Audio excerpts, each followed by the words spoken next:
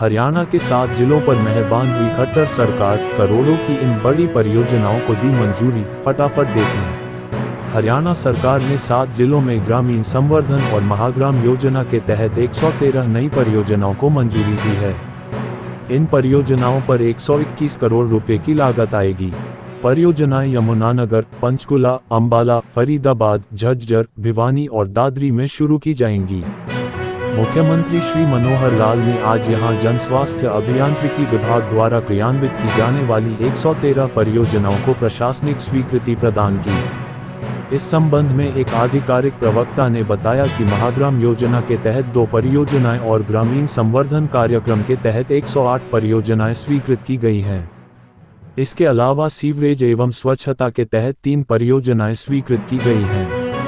मुख्यमंत्री ने ग्रामीण विकास एवं महाग्राम योजना के तहत 121 करोड़ रुपए की लागत से 113 परियोजनाओं को मंजूरी दी।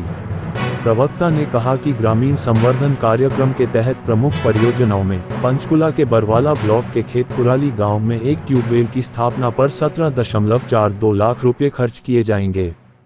इसी प्रकार पंचकुला के बरवाला ब्लॉक के गांव नगल मोगिनन में ट्यूबवेल लगाने पर 17.43 लाख रुपए खर्च किए जाएंगे। प्रवक्ता ने कहा कि अंबाला के गांव जैतपुरा में पुरानी क्षतिग्रस्त एसीपीवीसी पाइपलाइनों को बदलने के लिए डीआई जल आपूर्ति पाइपलाइन बिछाने पर 63.22 लाख रुपए खर्च किए जाएंगे। इसी तरह अंबाला के नारायणगढ़ के गांव कलाल माजरा में पाइपलाइन बिछाने के लिए 24.98 लाख रुपए, अंबाला के नगावा गांव की कच्ची गलियों में नई जलापूर्ति पाइपलाइनों के लिए 21.18 लाख रुपए और अंबाला के गांव पुल्लेवाला में पुरानी जलापूर्ति लाइनों को बदलने के लिए 24.44 लाख रुपए, 23.82 लाख रुपए दिए गए हैं। यमुनानगर के गांव राजपुर की कच्ची गलियों में नई जलापूर्ति लाइन बिछाने पर खर्च किया जाएगा।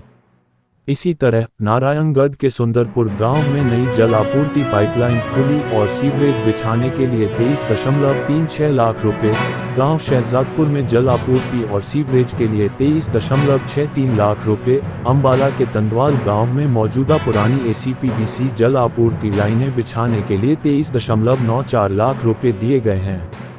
डीआई बदलने और बिछाने पर 24.97 लाख और यमुनानगर के गांव तेवर में जलापूर्ति पाइपलाइन पर 24.97 लाख रुपए खर्च किए जाएंगे।